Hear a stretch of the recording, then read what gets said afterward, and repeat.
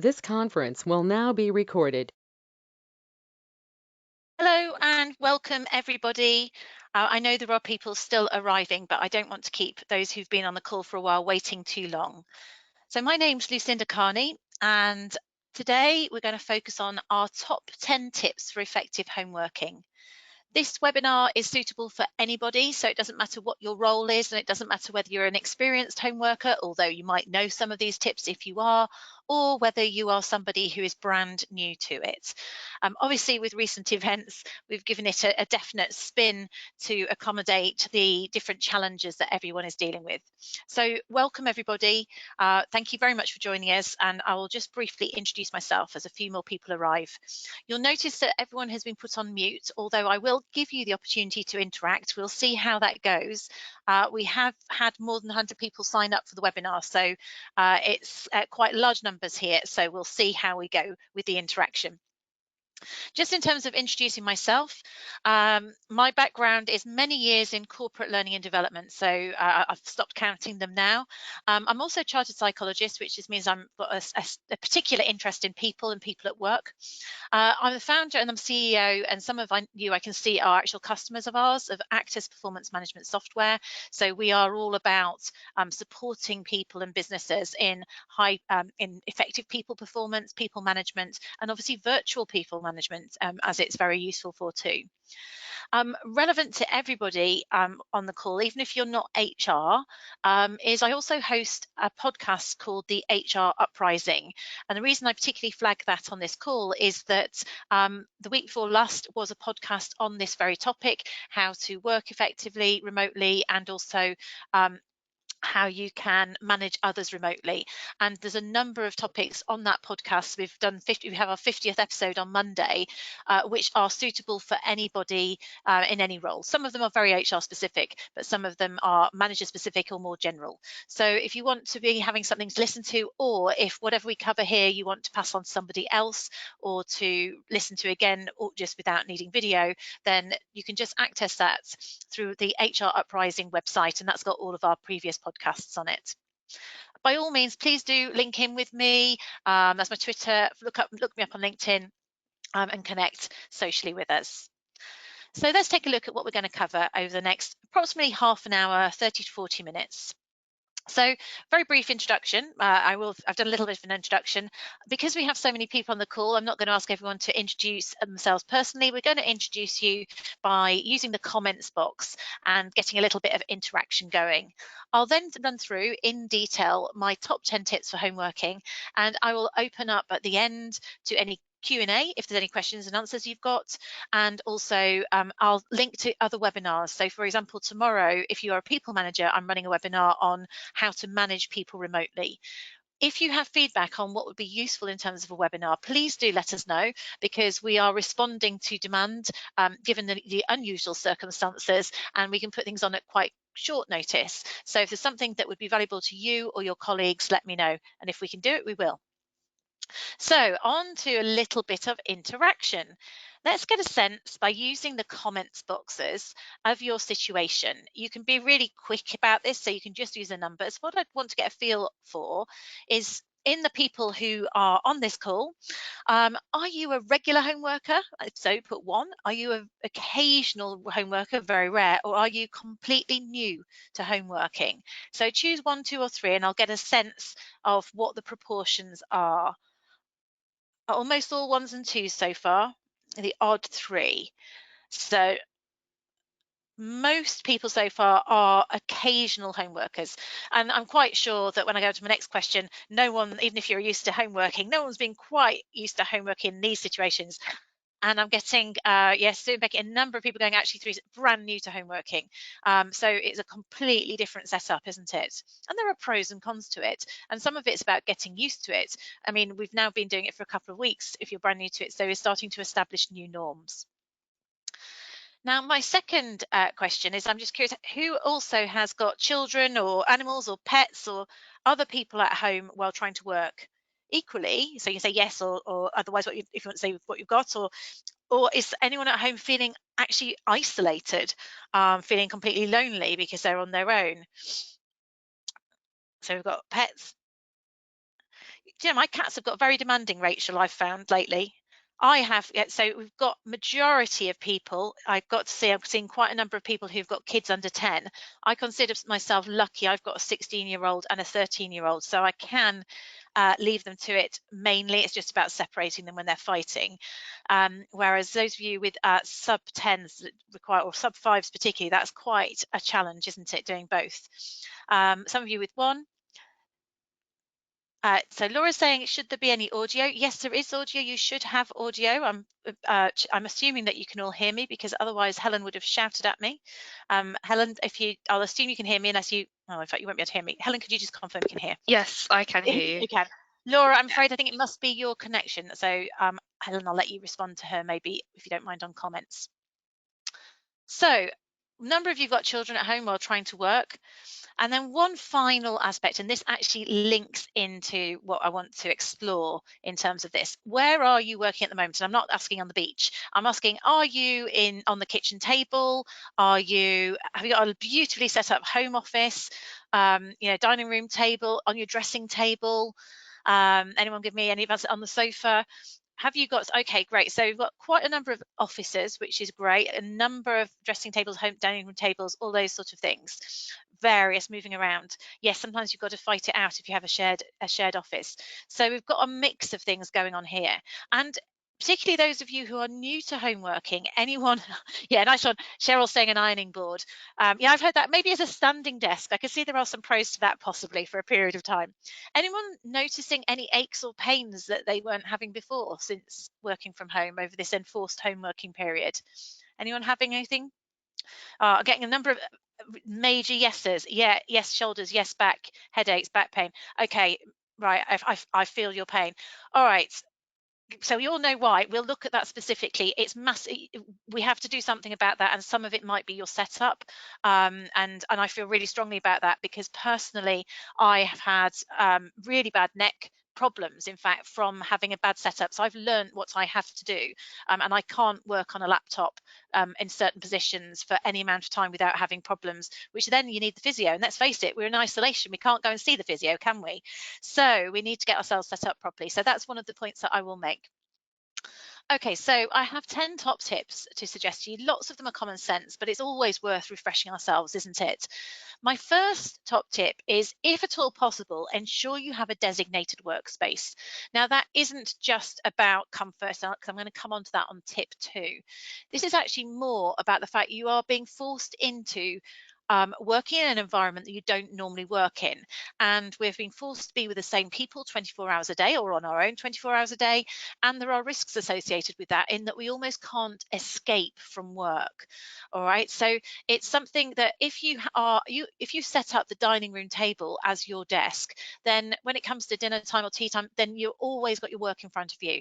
So my suggestion would be, if at all possible, try to compartmentalize by creating a space that you can designate as your office, and closing it down, finding a box or a briefcase that you shut everything down. If you can't shut the door on it, shut everything down at the end of the day and go, that was work. This is now my eating space or my sleeping space, so that it's not continually with you. You know, they say about the fact that in your bedroom you should be mindful of not too many devices and things like that if you want to sleep properly. If you're working in your bedroom, for example, then actually it's really quite important you get those devices your workspace and close your mind to it. So find a way of compartmentalizing so that you can actually escape work, because it isn't healthy for us to have to do it all the time.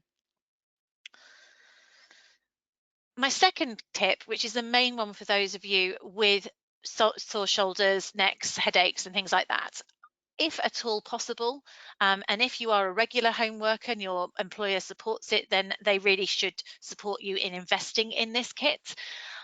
It may not be realistic, because I know there's been a run on everything, and probably desks and chairs are one of them, but beg, borrow, steal, be creative.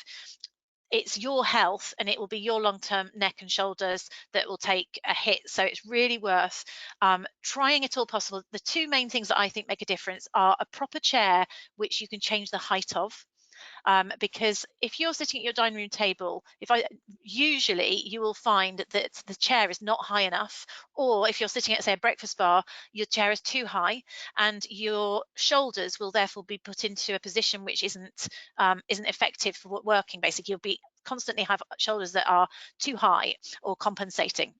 The other thing which particularly gets me is if you're working on a laptop, you are probably looking down, so you've got your neck at a 45-degree angle. When you look at this lady here, she's got a monitor and she is looking at a proper viewing distance. Have you got an old TV, a monitor, a second device, whether it's an iPad or something you can get on a stand? Think about what you can do to get a monitor visibility up at a right height for you, so that you haven't got your neck at a tilt all day. Those are the two major things. If I don't have a monitor for even a couple of hours, so I work in a coffee shop for a couple of hours, I can feel the difference. So ergonomics is really important. Ideally, get your business to support you, whether you buy it, whether they refund it back. If you can't do that, it's your health, and I strongly recommend you do it. Also look at things like mouse and headphones, just so you've got the right kit to be effective and comfortable. There are other things like making sure everything's at the right height in terms of having your feet on the floor, in those aspects of it. And you can look this up.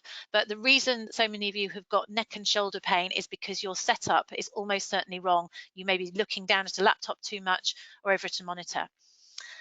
And I'll come on to other things you can do in terms of that. So that is my second top tip. I think it is vitally important. Every one of our home workers, even if they had to come and get their chairs from the office, didn't they, Helen? That we actually got them to get their proper chairs back home and take monitors, because it's so important. My third point is create new routines. It's really hard for the week and the weekend, hard to distinguish between the week and the weekend at the moment, isn't it? Because there isn't necessarily our normal routine, but that doesn't mean you don't have the potential to do that. So what we're doing in our house is we are still getting up at a fixed time. The kids are allowed to lie in at the weekend. They have to get up earlier at weekdays, admittedly not as early as they would do normally, but I'm saying get up at a fixed time and don't sit all day in your pajamas. Don't go from bed to sit in front of the desk. Now, I'm not saying you can't be comfortable at your desk. I regularly sit in exercise gear, and I'm in fact wearing exercise leggings now. In fact, what I'm trying to do is get up, get out and do a dog walk first thing in the morning. So I've got some exercise done instead of the commute. But by putting my tracksuit bottoms or my comfy gear on, that gets me out of the house straight away and takes away an argument. I like to kid myself that I might do some more exercise later in the day as well, but that doesn't always happen. But this is an opportunity to fit a workout in place of the commute. If you normally would be driving in, get up at that normal time. Can you do a 10-minute HIIT workout or a yoga class? They've got some great ones on Amazon Prime. Doesn't matter what it is, but create new routines. And if you can make them physically active, that's going to help you, particularly because you are sitting in one place. If you're in the office, you're moving around, you're asking people, you often get up and you pop to the coffee machine. You tend to get up more often than you can do at home. So making sure that you build in routines. I've suggested, walk the dog with the family at lunchtime, if that's, if you've got family at home, or create a routine that suits you. So think about these routines. And those of you who've got kids at home, consider family breaks in line with the school day. So go and have a coffee with the kids at 11 o'clock, which is normally break, and then have lunch together at 1 o'clock. And then, stop, do some sort of family activity at 3:30. You can always then go back on and work. So think about new routines that fit in with the current reality of life. There's no point in us pretending that 9 till 5:30, if that's what we normally worked, is realistic at the moment. So instead, create new routines. And routines are really good for us because they give us a sense of control, and I'll come on to that later. So it gives you control. It means we don't kind of get too down as well, because some people might feel down. You're giving yourself some sense of continuity and a sense of control. So my fourth point was, and I've given away that I'm feeling very smug, managed to do something active outside today because I got out with the dogs actually before 7 o'clock this morning. Well done, Corvette. She's been exercising instead of commuting. And yeah, Helen went and got a chair and monitor from the office a couple of weeks ago. Sorry, so that. So this was my question: Who has managed to do? Not yet, says Tori. You're right, Tori. So you're going to do it after this. Well done, Carly's been for a run this morning. Great. Great. So a number of people have. Helen's on my team and hasn't yet. Helen, after this call, you should have done lunch break. 8,000 steps, but that's good, Suzanne. That's aspirational. That great stuff. I think that's Chris Thompson that I know. I'm thinking as a number of people that I know on here. Great. I mean, obviously, it does depend on your person. Someone has done lunchtime. Rachel's done lunchtime work. Rogan a regular class this evening. Actually, you know what? I mean, great, really good to see so many of you being so proactive. Quite generally, the danger, of course, of us sitting around in comfortable exercise gear all day and not exercising is that we won't be able to get back in those work clothes when we're allowed back into the office. So I'm really pleased to see that you've been doing something active, and actually, if possible, outside. It's really great for well-being. I know we're only supposed to go out once a day, but if you are in a place where you can really get out and get some fresh air and get some proper exercise in the garden or whatever it is, then that's brilliant.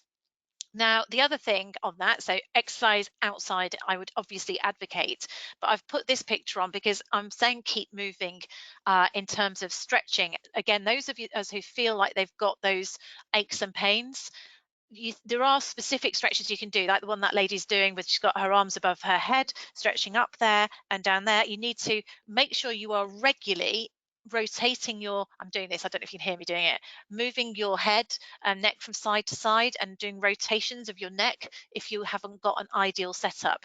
That will only prevent things a little bit, because if your setup isn't doing you any good, you need to sort it out and get a monitor. But in the meantime, neck exercises. There's a very good yoga exercise. A number of people are doing yoga on here, which is where you can sit basically flat with your legs on the floor and you rotate around.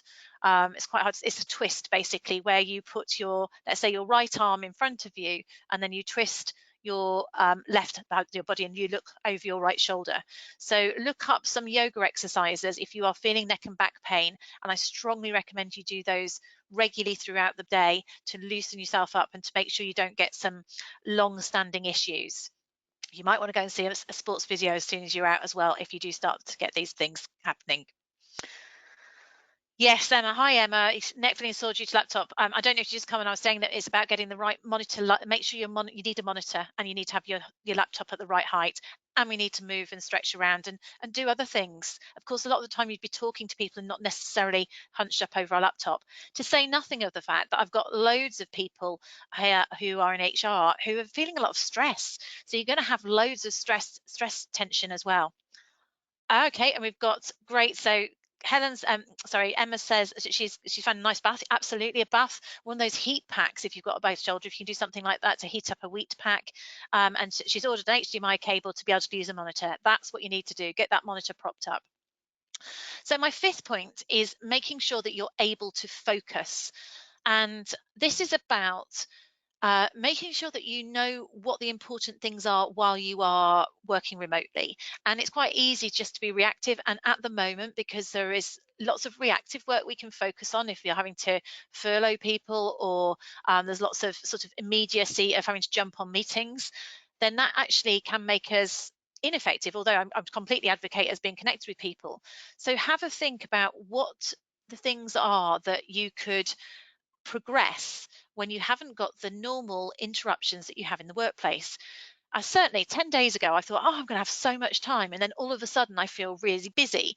But I am working on things that I would consider, so like building new webinars, which I would consider to be activities that are priorities. Now, other things that might be priorities, if you wanted to focus on it, it's about thinking about stuff that when you're in the workplace, you don't have time to do. They're the projects that you go, if only I had time to stop and plan to do that better, or we could prevent that happening in future, or I want to update the user guides. I want to make sure the policies work better. I'd really like to give the files and folders an overhaul, or there's all sorts of sort of longer term projects. You might want to actually sit back and do some strategic thinking and identify what would a new leadership development program look like, and design the slides. So think about the sort of things that fit within your job role, which normally they take, I don't know, a chunky bit of thinking time. But if you got them done, you'd be that much more productive in the future. If anyone's ever heard of The 7 Habits of Highly Effective People by Stephen Covey, by all means put yes if you have in there.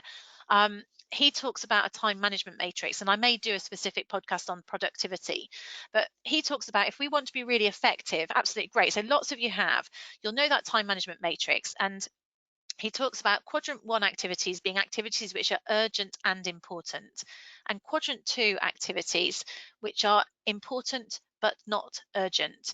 And the reality is, often we're so busy doing urgent things that stops us from spending the time in quadrant 2, which is actually the quadrant which prevents us having to be in a urgent tis.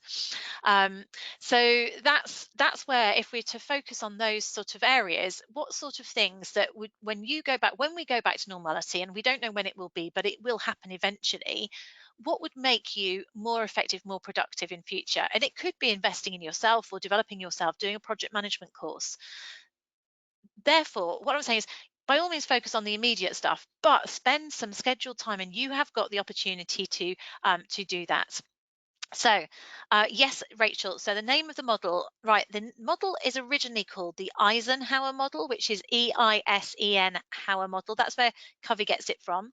But definitely go. It's Stephen Covey with a PH, and it's called The 7 Habits of Highly Effective People. And it's one of the best business selling books of all time. Again, a good audio to get.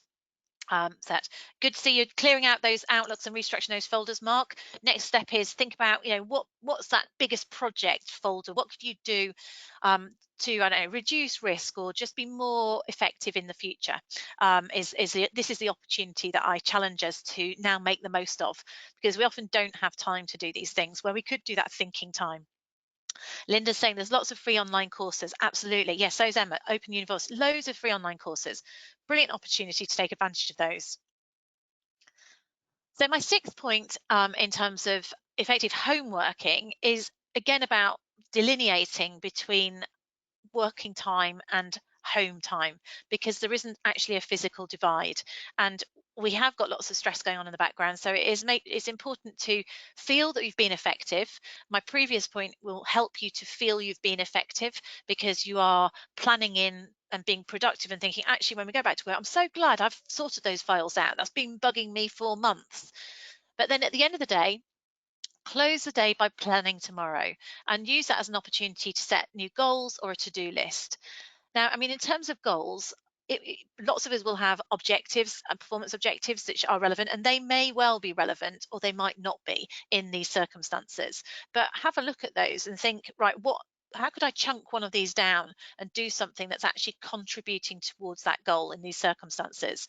If you've got a whole load of things that you want to get done, close that day by scheduling them in tomorrow, thinking through what you're going to do tomorrow and how effective you're going to be, and then close the book and walk away from it. Or if you're having to box up your desk, put it into that, close that home office and put it out of sight so that you can relax and get away from it. Now, point number 7 is limit interruptions in social media. And I think I've got better over the last few days, but certainly the first week or so, I don't know about anybody else here, I felt like I needed to refresh the news feed all the time. It's almost like this sort of shock of what's really going on.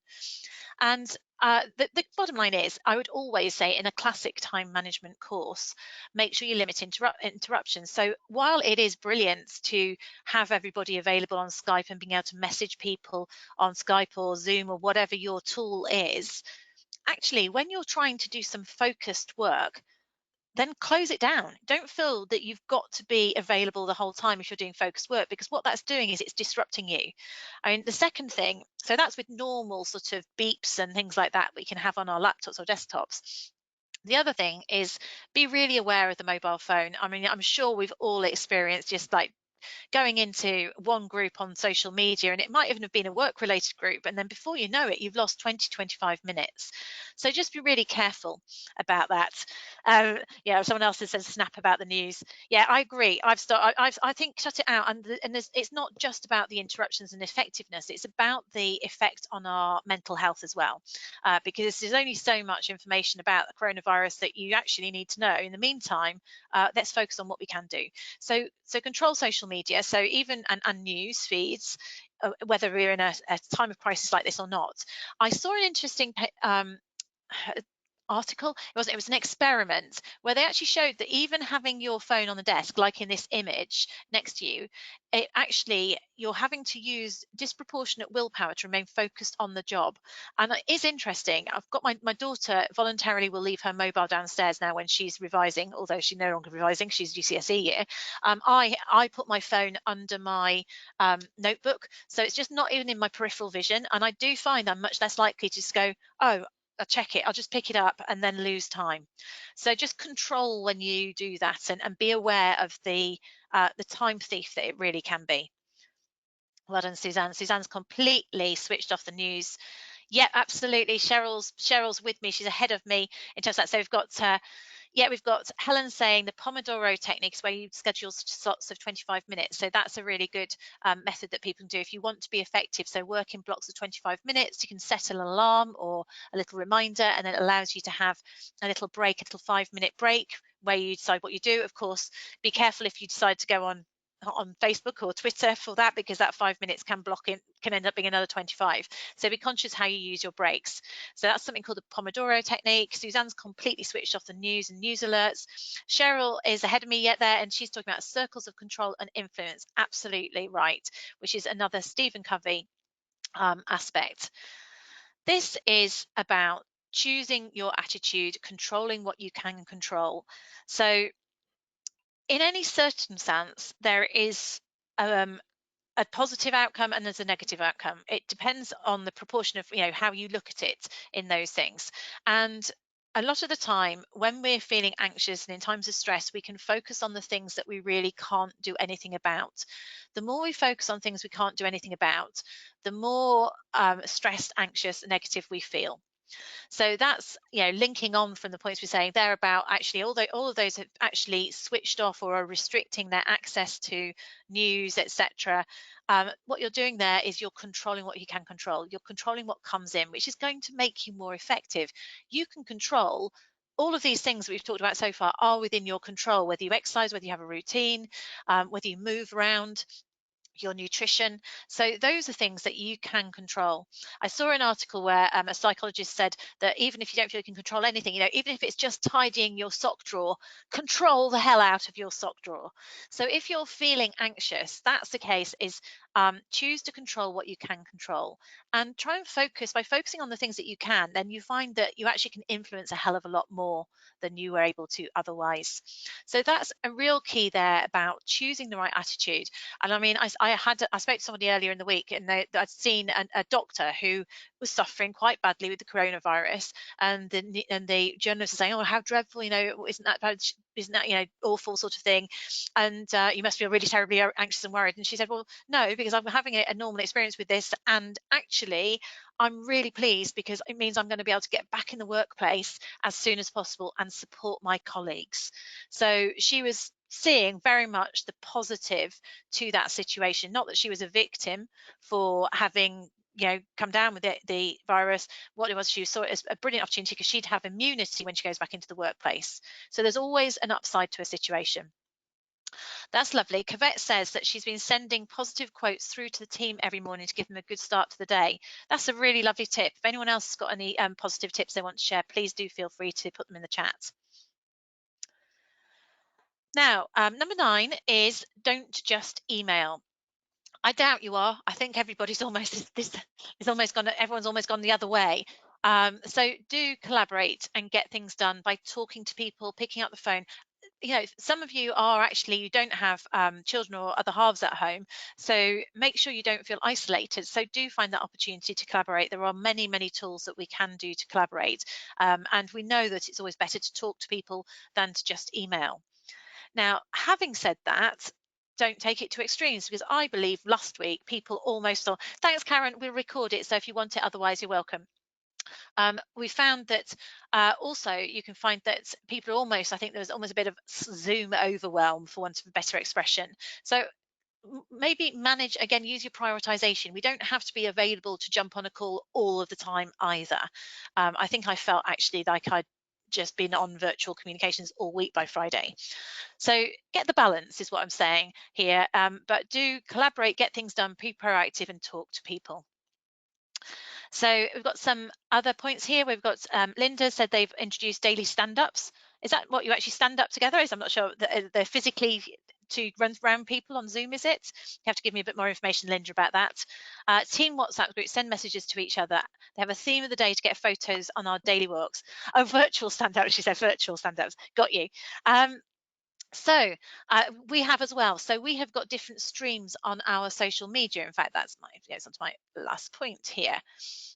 We have got, I'm saying, also up the social conversation. So use the tools that you've got. We've got people still doing Staff Wellbeing Day, use Zoom, a random scavenger hunt with the team. Helen, that's a good one. That sounds quite fun. Sorry, finish this point. So upping the social conversation. I'm not multitasking here, am I? We're nearly at the end, guys. So we're saying maybe you can replicate the coffee machine. So on ours, we tend to use Skype because we were always using Skype. And so we have a social channel where people can just put photos or send jokes and things like that. But we also we did once a week team meeting where it was actually everyone got to share something that worked for them for the day, shared their challenge for next week. So we went around the whole team and asked how they were doing and shared successes and challenges. And we made people turn video on for that one as well. So that was interesting. Make sure this is not a normal time, but I think it's a huge opportunity for us to bring humanity back into the workplace, to actually ask how people are feeling, to know individuals as individuals, and to embrace those co-workers, whether they are kids, plants, or pets. Couple more tips from other people. So people have got, Chris has got a weekly digital coffee break. Slack has got a bot where it will pair you socially with others who may not be in your team, like watercolor charts. Interesting. That's an interesting one. That's by Cheryl. Thank you. Okay, so lots going on in new Slack channels. So people are using that, the Slack channels. Yes, Kermit. So we had to send a photo of our work environment out last Friday, and we were all in the winner of the picture was the person who had Kermit the Frog alongside them as their companion. So lots of ideas there, and I'm sure that you're doing some of them already because everyone, you've been coming up with these ideas, but hopefully there might have been something else that you can pick up. Tori's giving me lots of examples with new Slack channels, which is interesting. Which bot is that, Cheryl? So it's a Corinne. If you want to type, you can actually type that to all if you want to answer that. So in the meantime, guys, just wrapping this up, of those 10 tips, is there something that you can do differently that you're going to raise the game on or do a little bit more of the tips that I've run through? So, segmenting your workspace. Is it about making sure that you've got the right kit so that you're comfortable? Is it setting up new routines? Is it remembering to move? Is it about focusing? Is it about closure for the day? We've got range coming through, increase the social conversation. I missed who that was. Sorry, I can't catch everyone at the same time. Lots of them there. There's some to Rachel, by all means, introduce them to your team. And also, I'll be running these regularly, by the way. So if you've got other people you want to come on, then they can.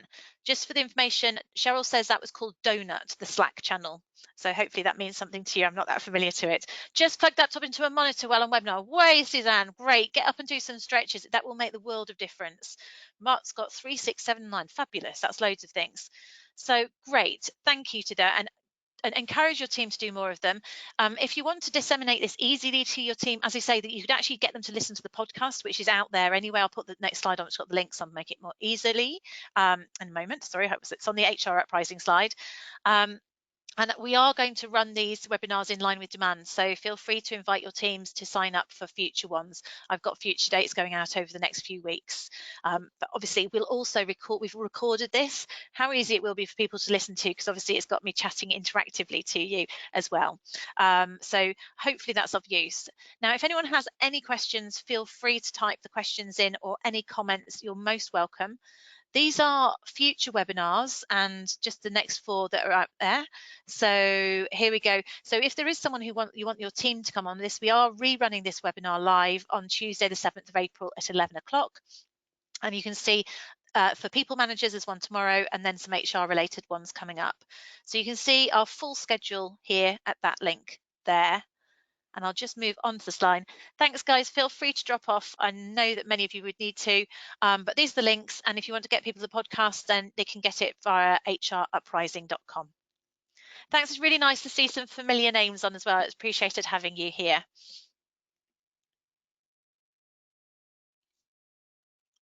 Thanks, guys.